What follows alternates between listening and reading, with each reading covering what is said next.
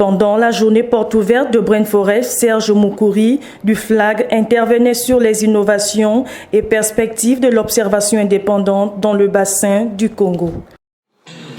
Alors, FLAG a la responsabilité de planter un peu le décor pour la suite de notre journée porte ouverte en parlant un peu des innovations et des perspectives. Les défis aussi de l'observation indépendante dans le bassin du Congo. Alors, notre présentation va s'articuler autour de 5 points. Nous allons voir dans un premier temps ce que c'est que l'observation indépendante, parce que depuis le matin on en parle. On va évoquer très rapidement les caractéristiques, parce que je suppose que les amis qui vont exposer plus tard vont aborder plus en profondeur cette question, avant de toucher à ce que nous avons qualifié les défis historiques de l'observation indépendante, les tendances actuelles et les perspectives. Voilà très brièvement présenté le plan de notre exposé. Alors, juste une minute pour parler de FLAG. FLAG, c'est une organisation de la société civile à vocation régionale qui fait de son cœur de métier l'accompagnement que ce soit les organisations de la société civile ou des acteurs du secteur privé dans l'amélioration de leurs pratiques. Donc, vous avez là la vision, la mission qui est FLAG souhaite une société africaine dans laquelle les principes de bonne gouvernance sont appliqués à la gestion des ressources naturelles. Donc, alors, pour revenir à l'observation indépendante et à son rôle, très rapidement, une définition que nous avons donnée à ce concept-là, c'est juste un ensemble d'activités de surveillance de la gestion des ressources naturelles et de l'environnement conduites par des tiers. Ça, c'est une définition standard. Alors, dans quel objectif est-ce que ces activités de surveillance sont menées? Simplement pour contribuer à une meilleure application des normes. Et cela aura comme probable impact l'amélioration de la gouvernance, la préservation des ressources et de l'environnement, bien entendu, la protection des droits sociaux et en veillant au respect des normes. Par ricochet, on peut avoir une augmentation, une meilleure répartition des recettes, des revenus. Hein? N'oublions pas que généralement les organisations de la société civile, quand elles s'impliquent dans les activités de surveillance, c'est aussi pour le profit des communautés. Alors, l'observation indépendante, généralement, elle est de deux types. Elle peut être mandatée ou externe. Les deux cas seront vus plus en détail dans les exposés qui suivent.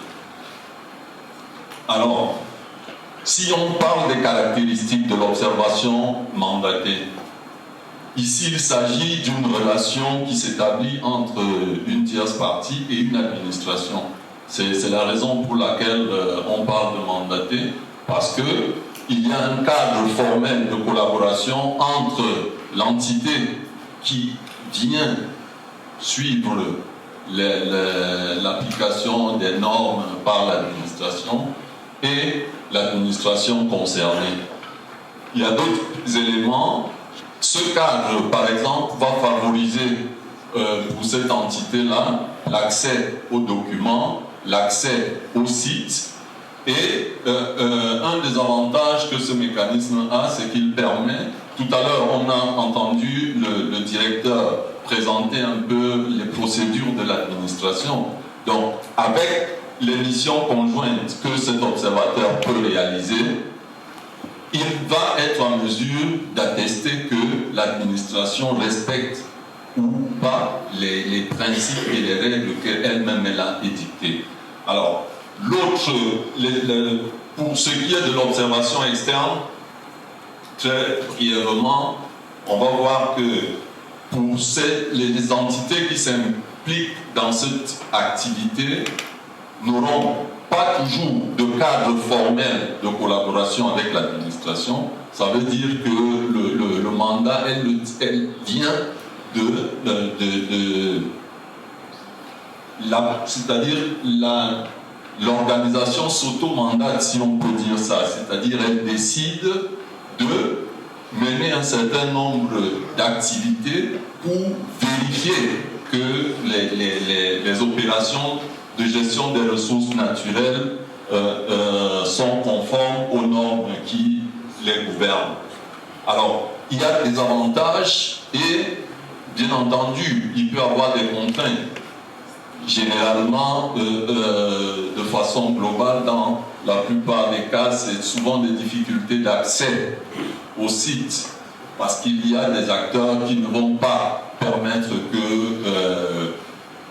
qu'on puisse venir voir comment ils travaillent, mais il y a en même temps des stratégies et des approches pour contourner ces difficultés qui sont élaborées par les organisations. Donc, et ces organisations ont aussi la possibilité de publier plus flexiblement les résultats de leurs activités, en opposition à ce qui se fait pour les organisations qui sont non mandatées.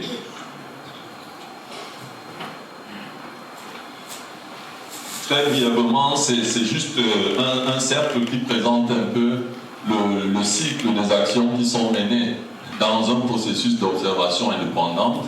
On observe, on analyse, on recommande, on suit, parce que c'est un peu un schéma. On fait une observation, on analyse, on dénonce, on recommande et on essaye de suivre pour voir ce qu'il en est une fois que l'information a été publiée. Alors, pour mener toutes ces activités, les organisations, j'ai dit, ça fait 20 ans que l'observation indépendante est mise en œuvre dans différents, particulièrement au Cameroun, le mécanisme existe depuis 20 ans, et depuis l'origine jusqu'à aujourd'hui, il y a eu au fil du temps des défis auxquels le mécanisme a dû faire face. Alors, l'un d'eux, là on en a cité 4 grands, qui sont la qualité des données.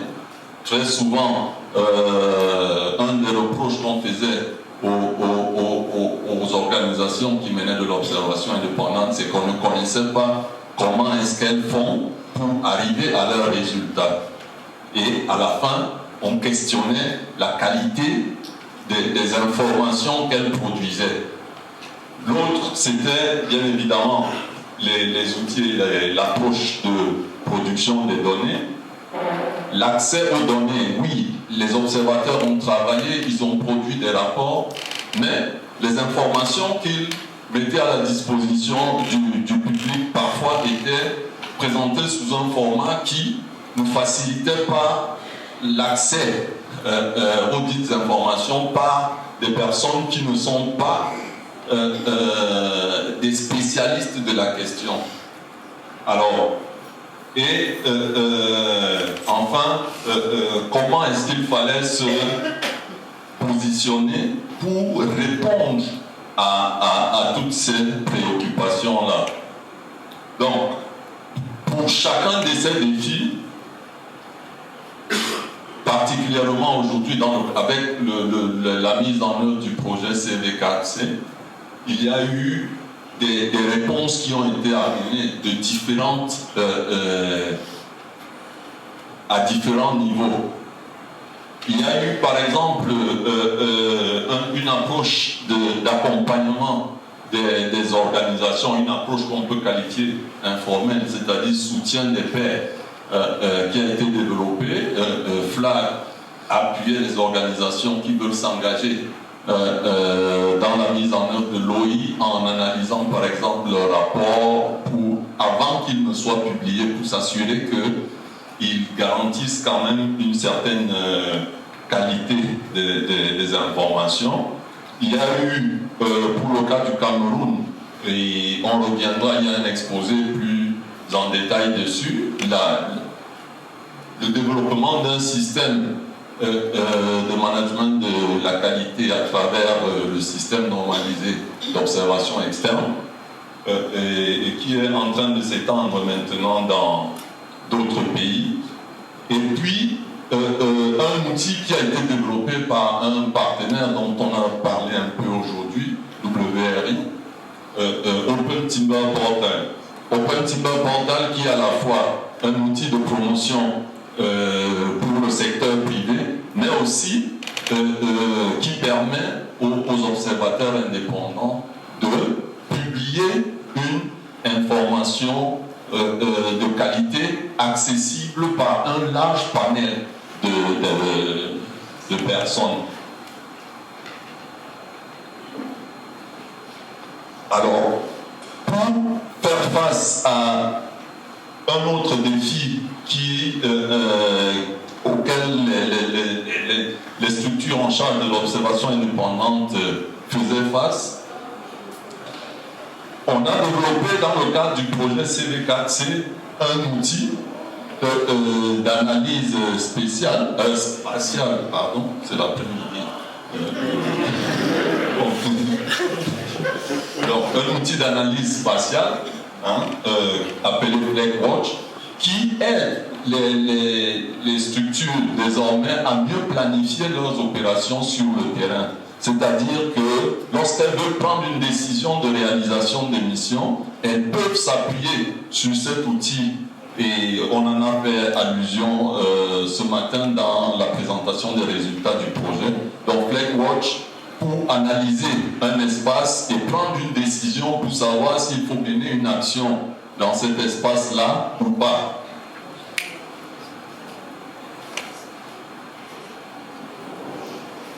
L'outil Open Timber Portal qui facilite l'accès, et là je prends l'exemple pour les organisations qui mettent en œuvre l'observation indépendante externe.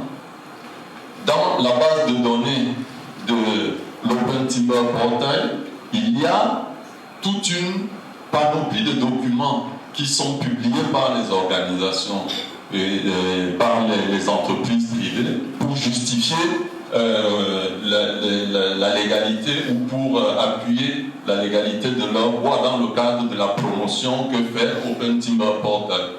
Donc, ce qui peut être utile dans ce contexte pour les organisations de la société civile, c'est, et surtout celles qui mènent de l'OI en externe, elles peuvent s'appuyer sur ce portail pour avoir accès à des informations qui peuvent leur être difficiles. Les observateurs indépendants ont fait face à de nombreux défis, mais eux-mêmes aussi se sont arrêtés à un moment pour réfléchir et voir comment faire face à l'ensemble des critiques et parfois aussi des félicitations qu'ils recevaient. Et ceci a conduit à la mise en place d'un cadre d'échange au niveau sous-régional qu'on appelle la plateforme des organisations mettant en œuvre l'observation indépendante, où elles ont pris une initiative de standardisation de leur activité pour que désormais, lorsqu'elles vont mener des actions, elles puissent s'appuyer sur un référentiel précis pour démontrer le caractère rigoureux de leur approche. Donc, oui. Enfin, ça c'est un élément qui vient en réponse au défi de la difficulté d'accès aux données.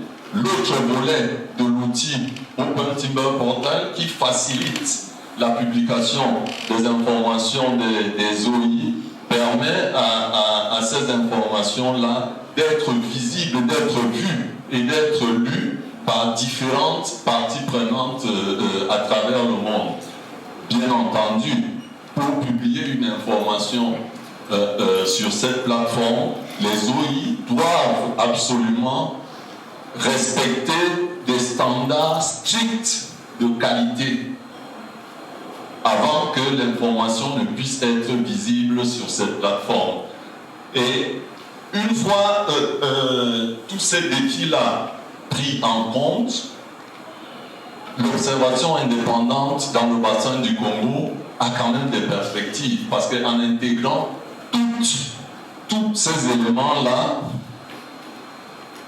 il y a des champs nouveaux qui peuvent être couverts par l'OI à ce moment, puisqu'on sait qu'elle a déjà construit une méthode solide qui peut être répliquée à d'autres domaines des ressources naturelles, que ce soit l'exploitation minière ou le suivi de l'installation des agro-industries, ou encore les questions. Nous savons tous que nos pays aujourd'hui sont engagés dans des processus de révision de leur CDN, et en formalisant et en opérationnalisant ces procédures, l'observation indépendante peut apporter une contribution à la mise en œuvre